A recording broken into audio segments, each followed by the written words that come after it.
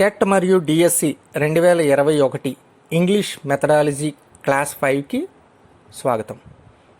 ఈ క్లాస్లో మనం ఇంగ్లీష్లో ఉన్నటువంటి అప్రోచెస్ ఏంటి, మెథడ్స్ ఏంటి, టెక్నిక్స్ ఏంటో చూద్దాం. Principles and approaches to the design of language programs, courses and materials by Henry Sweet, Otto Jespersen, Harold Palmer. అంటే ఇంగ్లీష్ కోర్స్ని డిజైన్ చేసినటువంటి ఆంగ్ల శాస్త్రవేత్తలు ముగ్గురు ఉన్నారు. ఒకరు హెన్రీ స్వీట్, 2 ఓటో జెస్పర్సన్, 3 Herald palmar. 3 levels of conceptualization which he termed approach, method, technique by Edward Anthony in 1963. కాన్సెప్చువలైజేషన్లో 3 levels ఉన్నాయని, అవి 1 అప్రోచ్ అని, 2 మెథడ్ అని, 3 టెక్నిక్ అని చెప్పినటువంటి ఆంగ్ల శాస్త్రవేత్త ఎవరు అంటే ఎడ్వర్డ్ యాంటోనీ, 1963లో. అప్రోచెస్ ఏంటో చూద్దాం. ఫస్ట్ అప్రోచ్ ఏంటంటే స్ట్రక్చరల్, ఓరల్, సిట్యుయేషనల్ అప్రోచ్. దీన్నే సాస్ అని చెప్తాం. SAS approach came in to practice as an alternative to direct method. SAS approach అనేటటువంటిది ఒక direct method. SAS objectives. SAS అప్రోచ్లో ఉన్నటువంటి లక్ష్యాలు ఏంటో చూద్దాం. Command of the 4 language skills through structures. అంటే మనకు ఉన్నటువంటి లాంగ్వేజ్ స్కిల్స్ LSRW ఏవైతే ఉన్నాయో వాటి మీద కమాండ్ రావాలి అంటే వాటి యొక్క స్ట్రక్చర్లు మనకి తెలియాలి. లిజనింగ్ కానీ, స్పీకింగ్ కానీ, రీడింగ్ కానీ, రైటింగ్ కానీ మనం ఖచ్చితంగా చేయాలి అంటే స్ట్రక్చర్ ద్వారానే మనం నేర్చుకోవాలి. Mastery of both pronunciation and grammar. ఇంగ్లీష్లో ప్రొనౌన్సియేషన్ రావాలన్నా, గ్రామర్ రావాలన్నా కూడా సాస్ అప్రోచ్ ద్వారానే మనం నేర్చుకోవాలి. Ability to express in speech situations. మనం చక్కగా మాట్లాడాలి అంటే సాస్ అప్రోచ్ మనకు రావాలి. అంటే స్ట్రక్చర్ తెలియాలి, ఓరల్ తెలియాలి, సిచ్యుయేషనల్ తెలియాలి. అప్పుడే మనం ఇంగ్లీష్ని చక్కగా మాట్లాడగలం. Ability to use structures and sentences patterns. మనం ఒక పద్ధతిలో మాట్లాడే సామర్థ్యం కలిగి ఉండాలంటే సాస్ అప్రోచ్ని మనం నేర్చుకోవాలి. రెండవది communicative approach. Communicative approach has been a response to audio lingual method. ఇది ఆడియో లాంగ్వేజ్ పద్ధతి అన్నమాట. కమ్యూనికేటివ్ అప్రోచ్ అనేటటువంటి ఆబ్జెక్టివ్స్ ఆఫ్ కమ్యూనికేటివ్ అప్రోచ్. అసలు ఆ కమ్యూనికేటివ్ అప్రోచ్లో ఉన్నటువంటి ఆబ్జెక్టివ్స్ ఏంటో చూద్దాం, లక్ష్యాలు ఏంటో చూద్దాం. Language teaching begins with a spoken language. అసలు లాంగ్వేజ్ టీచింగ్ ఎలా మొదలవుద్దంటే మాట్లాడడం ద్వారా, స్పోకెన్ లాంగ్వేజ్ ద్వారా మొదలవుతుంది. Importance is given to communication aspects of language. Communication అప్రోచ్లో కమ్యూనికేషన్కే ఎక్కువ ఇంపార్టెన్స్ ఇవ్వబడుద్ది. అంటే నువ్వు కమ్యూనికేట్ అవుతూ ఉంటే నీకు లాంగ్వేజ్ వస్తుంది. Interest is shown in meaningful learning. అంటే నీ ఇంట్రెస్ట్ ఏంటనేది నువ్వు నేర్చుకోవడంలోని కమ్యూనికేటివ్ అప్రోచ్లోనే కనిపిస్తూ ఉంటుంది. Prominence is given more to functional aspects of language than to structural aspects.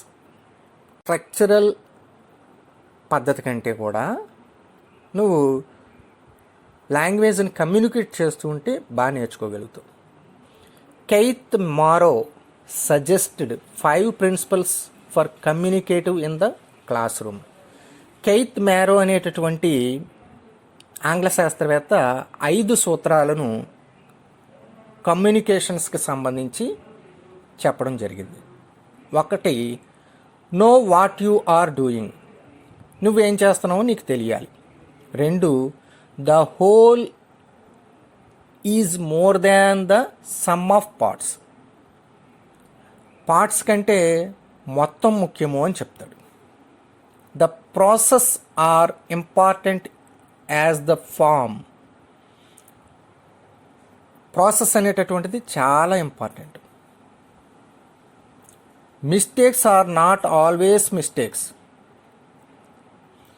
తప్పులు అనేటటువంటి ఎప్పుడూ తప్పులు కావు. ఎందుకంటే నువ్వు నేర్చుకుంటా ఉంటే, కమ్యూనికేట్ అవుతూ ఉంటే నీ తప్పుల సంఖ్య కూడా తగ్గుతుంది. ఈ 5 సూత్రాలని చెప్పినటువంటి వ్యక్తి ఎవరు అంటే కెయిత్ మ్యారో.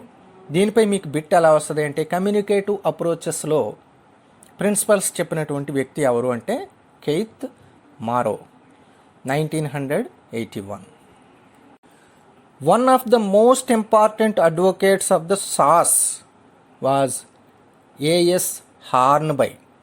సాస్ అప్రోచ్ అని చెప్పినటువంటి వారిలో ప్రముఖుడు ఎవరు అంటే ఏఎస్ హార్న్బై. ఇది కూడా చాలా important bit. Types of learning. అసలు నేర్చుకోవడం అనేది ఎన్ని రకాలుగా ఉంది. First one, grammar translation method. ఈ పద్ధతుల్లో మొట్టమొదటి పద్ధతి grammar translation method. It is an old method which was originally used to teach Greek and Latin. ఈ గ్రామర్ ట్రాన్స్లేషన్ మెథడ్ అనేటటువంటిది చాలా పురాతనమైనది. దీనిని ఎప్పుడు వాడేవాళ్ళు అంటే గ్రీకులు, లాటిన్ కాలంలో ఈ పద్ధతిని వాడడం జరిగింది. Features of grammar translation method. అసలు గ్రామర్ ట్రాన్స్లేషన్ మెథడ్ యొక్క లక్షణాలు ఏంటి? 1, ఎలాబరేట్ ఎక్స్ప్లెనేషన్స్ ఆఫ్ గ్రామర్. గ్రామర్ని ఇది బాగా విస్తరించి ఎక్స్ప్లెయిన్ చేస్తుంది. గ్రామర్ పదాలను ఎక్స్ప్లెయిన్ చేస్తుంది. 2, teaching of vocabulary items in the form of word list. Grammar translation method ద్వారా మనకి పదజాలం కూడా తెలుస్తుంది. Reading of difficult text. అలాగే translation of sentences or texts. తర్వాత use of mother tongue. Grammar translation మెథడ్లో మనం ప్రతి పదానికి కూడా మన మదర్ టంగ్లో ఆ పదం యొక్క అర్థాన్ని కూడా చూసుకుంటూ ఉంటాం. అందుకని మనకి లాంగ్వేజ్ మీద పట్టు వస్తుంది. ఇది గ్రామర్ ట్రాన్స్లేషన్ మెథడ్. రెండవ పద్ధతి direct method.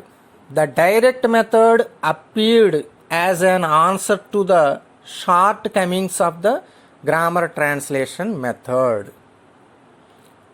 It was established around 1900 AD. Features of direct method. ఈ డైరెక్ట్ మెథడ్ అనేటటువంటిది ఎప్పుడు ప్రవేశపెట్టారు అంటే 1900 ADలో. Language is primarily speech and therefore oral communication is given importance. లాంగ్వేజ్లో ఓరల్ కమ్యూనికేషన్కి ఎక్కువ ఇంపార్టెన్స్ ఇవ్వడం జరిగింది. Classroom activities are carried out only in the target language. Classroom activities కూడా లాంగ్వేజ్ని పెంచుతాయి.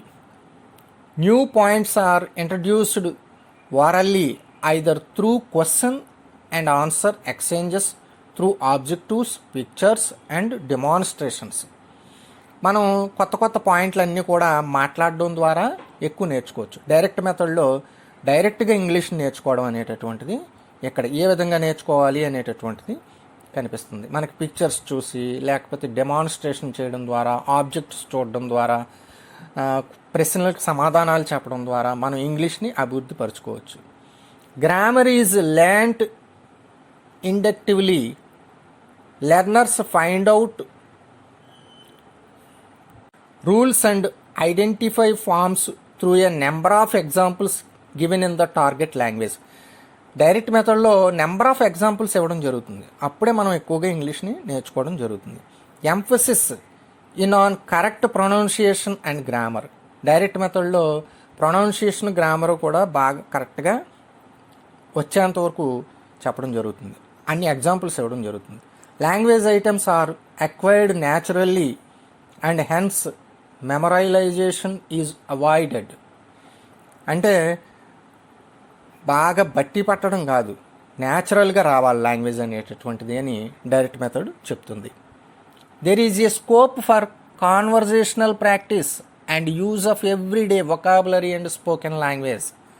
మనం ప్రతిరోజు కూడా డైరెక్ట్ మెథడ్ ద్వారా మనం కాన్వర్జేషన్ చేస్తూ ఉంటే మన లాంగ్వేజ్ పెరుగుతూ ఉంటుంది. Reinforcement of language is achieved by repetition of essential elements of the target language.